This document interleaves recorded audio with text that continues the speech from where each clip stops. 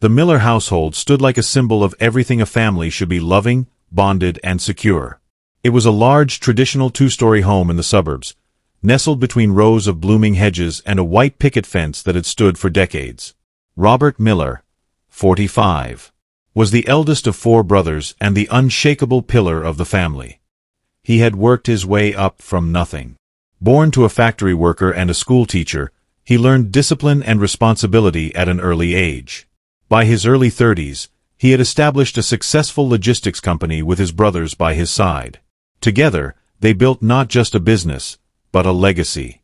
Robert married Francesca when he was 26. She was a kind-hearted nurse with a magnetic personality and an unwavering moral compass. They had one child, Alexandra. She was their only daughter, a beautiful, intelligent, soft-spoken girl who had just turned 19. She had been the center of their world, raised with love, discipline, and trust. Robert was protective of her, but never controlling. Francesca made sure Alexandra knew her worth, her boundaries, and the importance of dignity. She was their pride. Living under one roof were Robert, Francesca, their daughter Alexandra, and Robert's 3 younger brothers, Luke, 39, Phil, 37, and Cameron, 35, along with their respective wives and children. It was a big family, sometimes chaotic but always warm. Sunday brunches were full of noise and joy, late-night card games in the living room, barbecue nights in the backyard. Birthdays that looked like mini-festivals. They had it all. The house itself had evolved into a fortress of memories. Alexandra, in particular, was the diamond of the family. Her uncles adored her. Luke often called her Little Star, a nickname from when she was a toddler, always sneaking out at night to stargaze. Phil would help her with her college assignments whenever she was stuck, and Cameron made it his duty to bring her favorite cinnamon rolls every Friday evening. To anyone on the outside, they were the perfect family. But perfection, more often than not, is only a mask. Behind the laughter, under the surface of stability, a storm was silently brewing. Everything began to change slowly, in whispers rather than thunderclaps. It was early spring when the family received an invitation to a destination wedding from a cousin who lived in a neighboring state. It was a big event, expected to last at least a week. Almost everyone was excited. Francesca was already planning outfits and packing bags, while Robert was coordinating the logistics with military-like precision.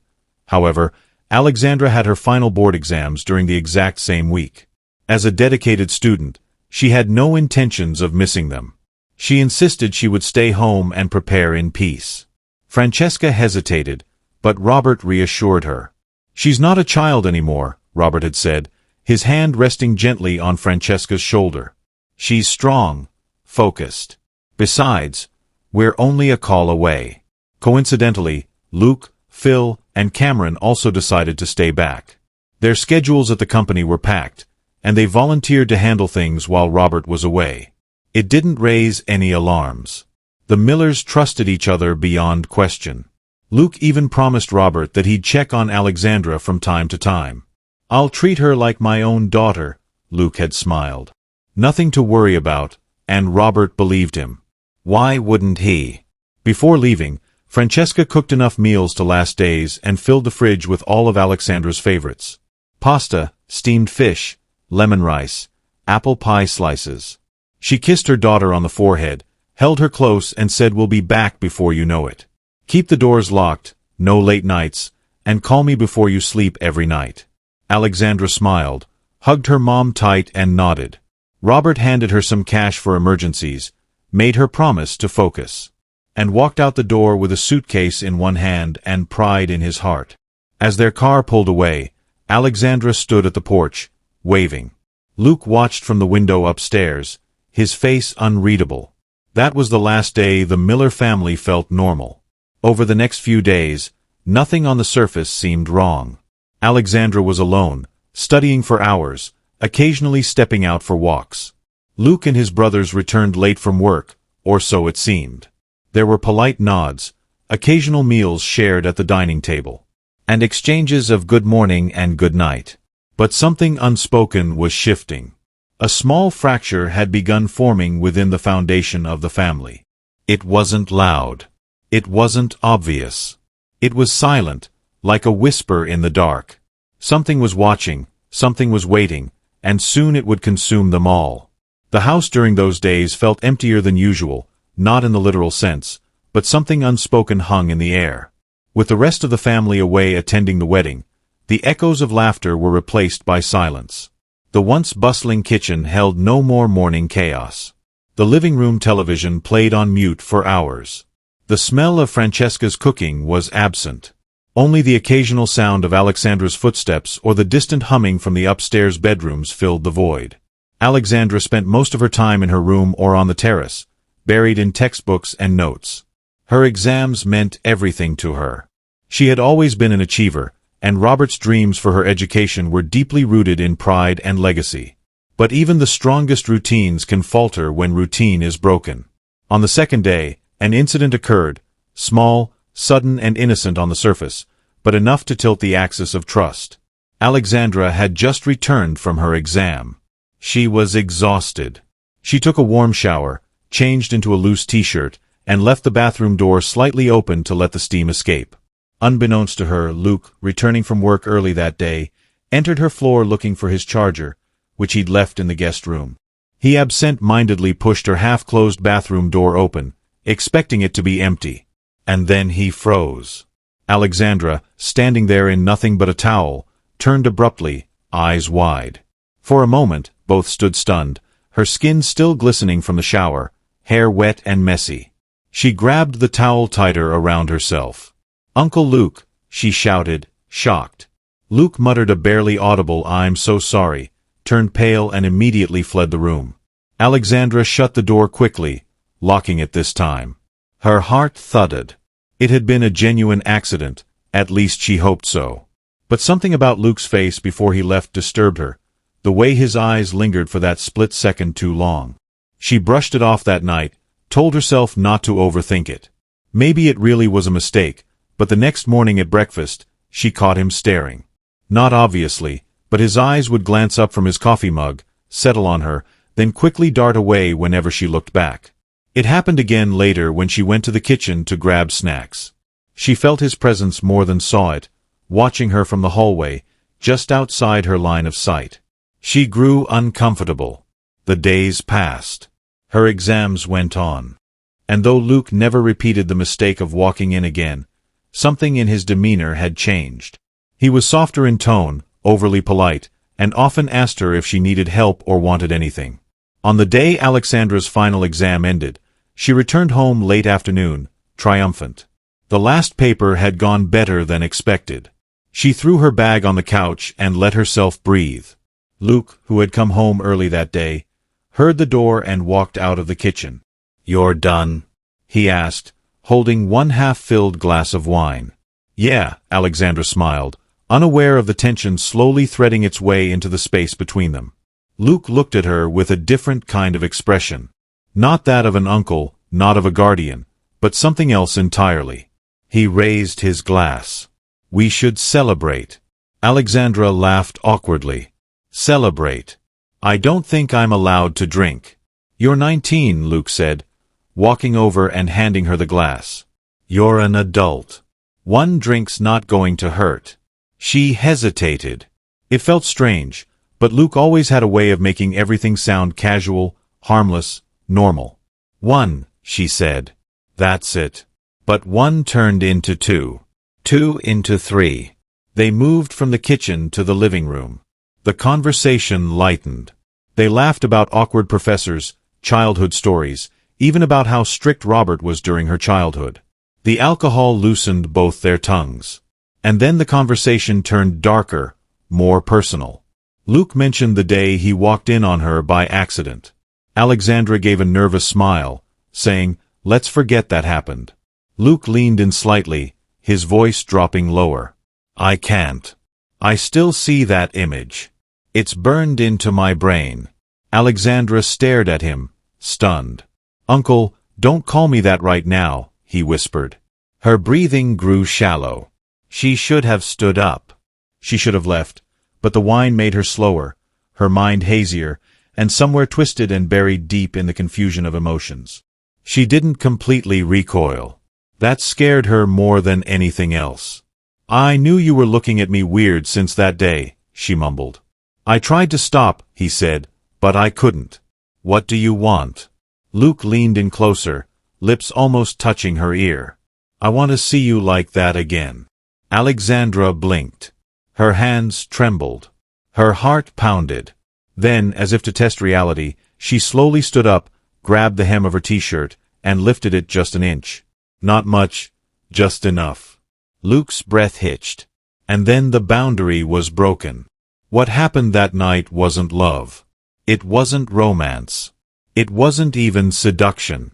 It was something sick, twisted, driven by vulnerability, curiosity, and predation. They slept together. It wasn't passionate or beautiful. It was desperate, wrong, and silent. The next morning, Alexandra woke up first, naked under a blanket. Her body ached, not from pleasure, but confusion and guilt. She turned to see Luke still asleep beside her, and suddenly bile rose in her throat. She got up, dressed quickly, and left the room. For hours, she sat in her bathroom, shivering, not from cold, but the weight of what had happened. But then Luke knocked. He came in softly speaking, not blaming, not aggressive. He made her feel less guilty about it. He said they were both lonely, that maybe they needed each other, that it was their secret, and somehow she agreed. What had started as a one-time mistake turned into a twisted connection.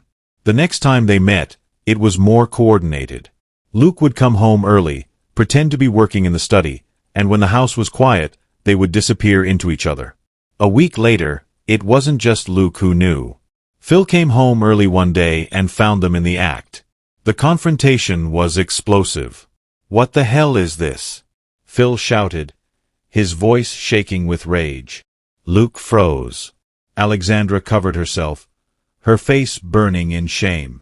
Phil stood in silence, processing what he'd just seen. Alexandra cried. Luke tried to explain, and then Cameron walked in, hearing the commotion. He too witnessed the fallout. And the already shattered room cracked further. "We're going to tell Robert," Phil finally said. "No, please," Alexandra begged. "Please don't. I'll do anything. Please don't destroy this family." Those words, "I'll do anything," hung in the room like a loaded weapon.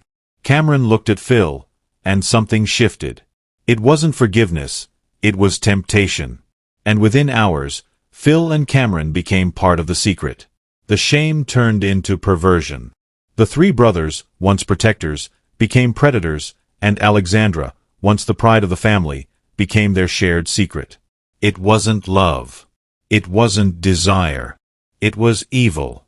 By the end of that seventh day, everything that once made the Miller home a haven was gone, desecrated in silence, hidden behind closed doors, wrapped in guilt and shame. But the camera never lies. And soon, that hidden sin would become the flame that burned their entire world to ash. The days that followed were steeped in silence, thick, suffocating silence, the kind that wraps around your bones and makes you hyper-aware of every tick of the clock, every creak in the floor, every breath that isn't yours. Alexandra stopped sleeping in her own room, not because she didn't have one, but because she no longer felt like she deserved the space to call it hers. The innocence that once colored her world had dimmed into something almost unrecognizable. The walls that once bore her exam calendars, her photos with friends, even her dream board with pinned-up college goals, all of it began to feel like props from someone else's life. And her uncles, they weren't the same either. Luke, the initiator, now walked the halls like a man possessed, flushed with twisted confidence, his gaze often smug, proud. He started treating the affair like some deeply personal triumph, whispering lewd compliments into Alexandra's ears when no one else was around, grabbing her waist when passing behind her in the kitchen, or simply staring too long across the table. Phil became more methodical, calculating he would sit beside her during family meals, placing his hand beneath the table on her knee, motionless but claiming territory, while making small talk with the others. He justified it to himself, told Alexandra it was a need they all shared, and that she was holding the family together. Cameron, oddly, was the quietest. He didn't talk much. He didn't initiate. But when it was his turn to call her up to his room, Alexandra would go, reluctantly, fearfully, shamefully. But she'd go. She stopped resisting. It was easier than the shame of confrontation, easier than hearing the twisted reasons they spun. "You said we're a family," Phil once told her when she cried silently after it was over. "Families protect each other. That's all we're doing now. Protecting this secret." At first, Alexandra tried rationalizing. Maybe this was a phase. Maybe they'd stop. Maybe it would all just disappear one day, like a bad dream she could wake up from. But the bad dream deepened, turned darker. Then came the night that sealed everything.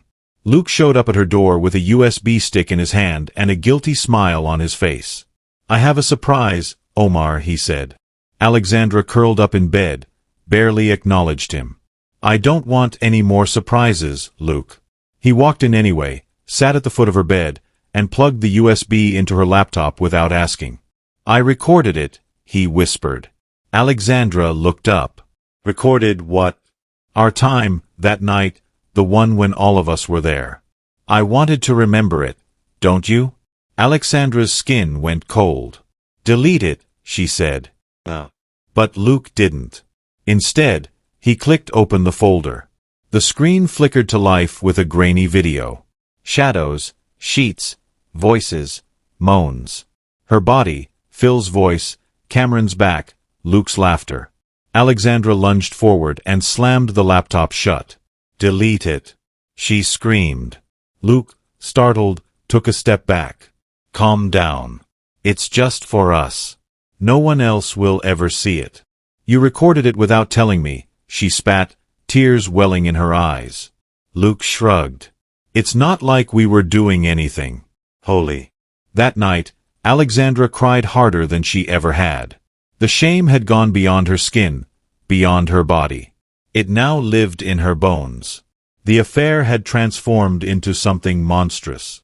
There was no affection anymore, no illusions of bonding, just degradation and control.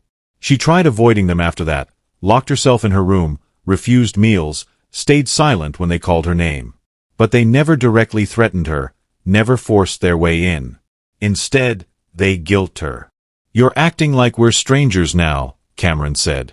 "You said we were all in this together," Phil muttered during breakfast.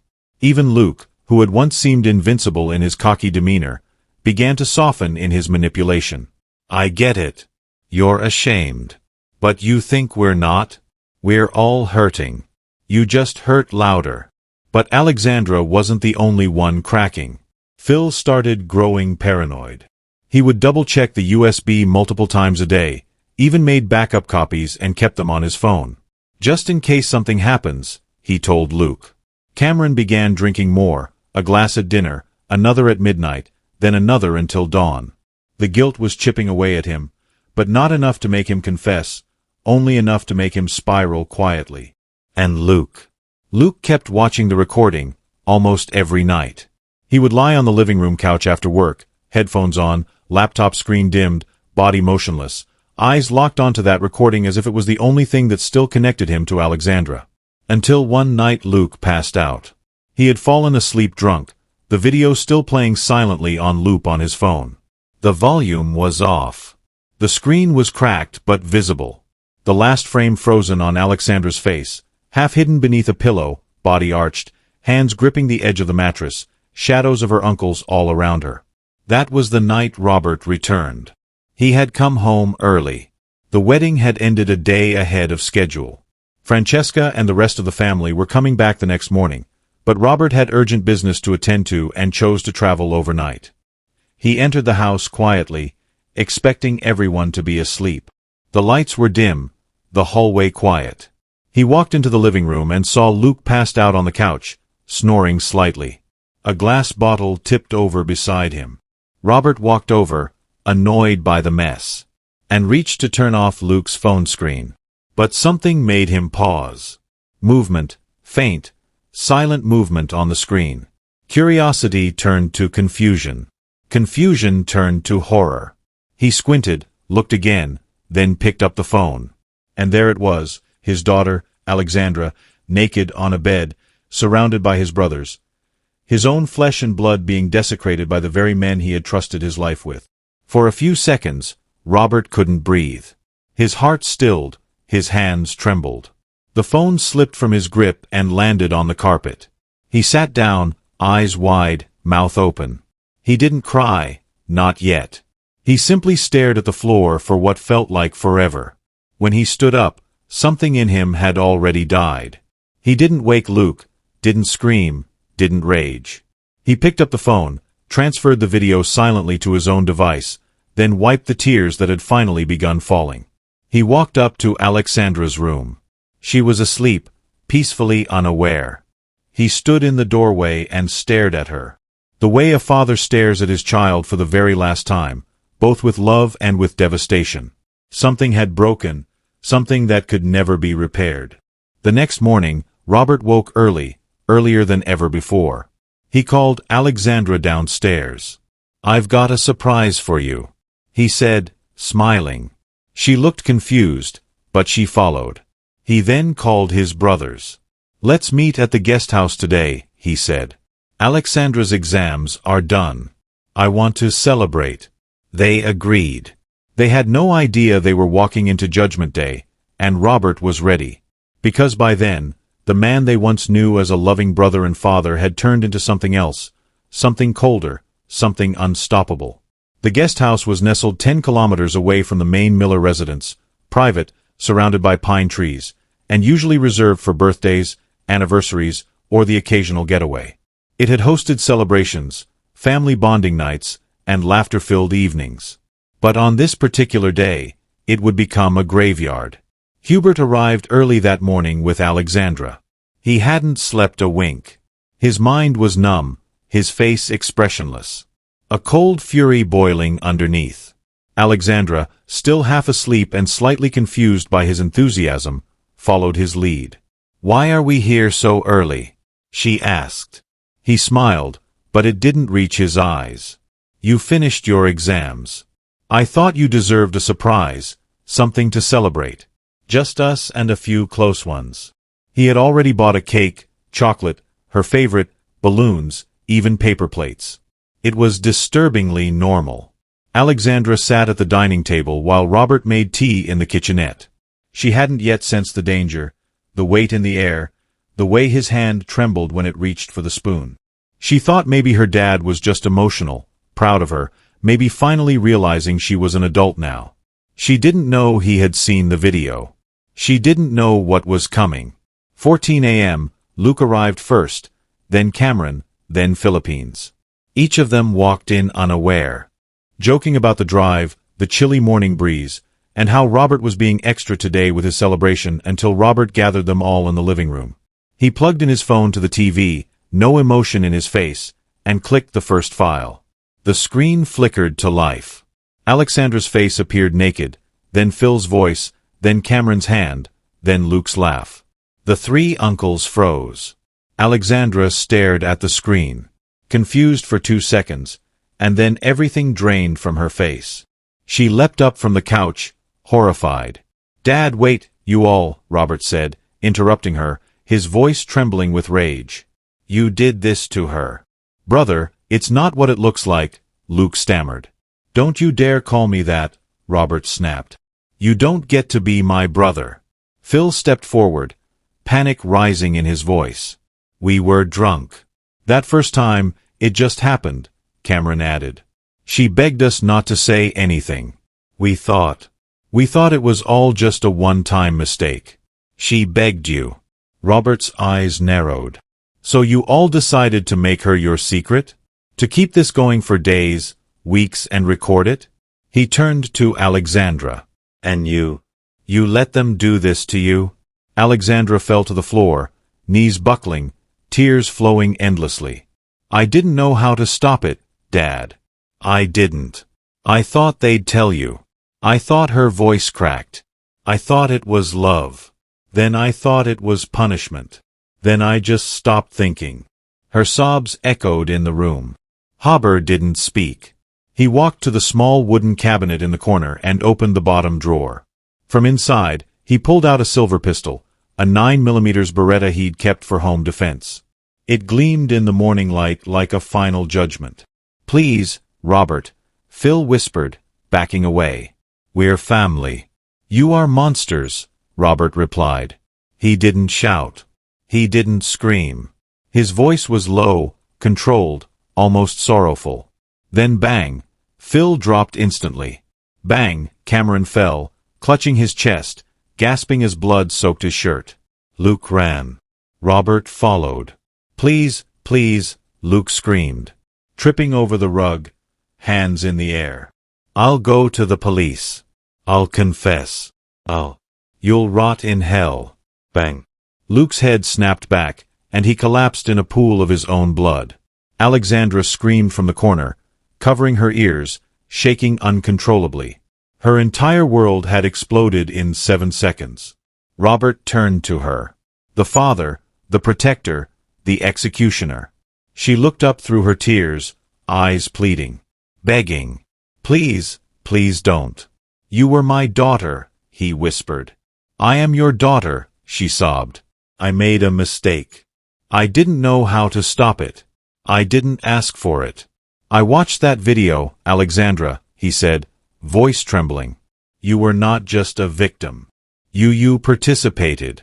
I was broken, she screamed. They broke me, Dad, every day. Silence followed. Then Robert's hand, holding the gun, began to tremble. His lips quivered. He looked at her like a man caught between love and betrayal. I wish I could unsee it, he whispered. But I can't. Alexandra crawled forward. Please, let me fix this. Don't become like them. Tears flooded Hover's face. He dropped to his knees. The gun hung at his side. Then suddenly, as if overwhelmed by the weight of everything, he stood back up and raised it again. No, Alexandra cried. Bang. The shot echoed longer this time. Alexandra slumped over, blood spreading beneath her, her final tears still glistening on her cheeks. Then silence. Only the sound of Robert's sobs remained. He walked outside, knees weak, eyes distant. He stared at the sky, the trees, the birds flying by as if the world hadn't just ended. Then slowly, he picked up his phone and dialed Francesca. When she answered, cheerful, expecting to hear about the celebration, Robert's voice broke. They're gone, he whispered. What? Who? All of them, he said. I saw the video. I had to. The phone slipped from Francesca's hand. She collapsed on the kitchen floor, screaming. An hour later, the police arrived. Robert stood at the gate, waiting, hands stained with blood, the pistol unloaded and set on the ground. He didn't resist. He didn't speak. He just cried. The trial lasted 4 months. Robert's defense lawyer argued for trauma-induced temporary insanity, emotional breakdown from betrayal, and that Robert's actions, while extreme, were the product of witnessing incestuous sexual abuse and recording of his daughter by his own brothers. The courtroom saw the video. The jury wept. Francesca testified, sobbing, calling Robert a good man who snapped. Psychologists weighed in. Media swarmed the case. Public opinion was divided. Some called him a hero. Others said he should rot in prison. Alexandra's past was dissected. People debated whether she was manipulated or willing. But the truth was, no matter what, she had died broken. At sentencing, Robert stood and spoke.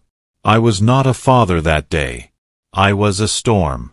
I failed her, not because I pulled the trigger, but because I never protected her before it was too late. He was sentenced to life in prison without parole. Francesca sold the house. She couldn't bear to walk its halls.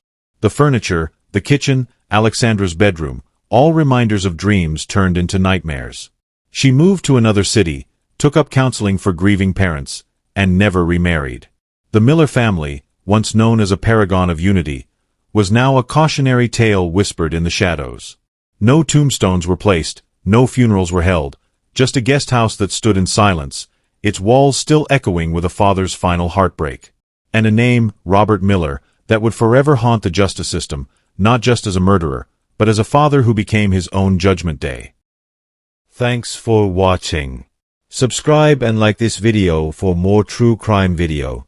Don't forget to leave your thoughts and theories in the comments section below. Take care and see you in the next video.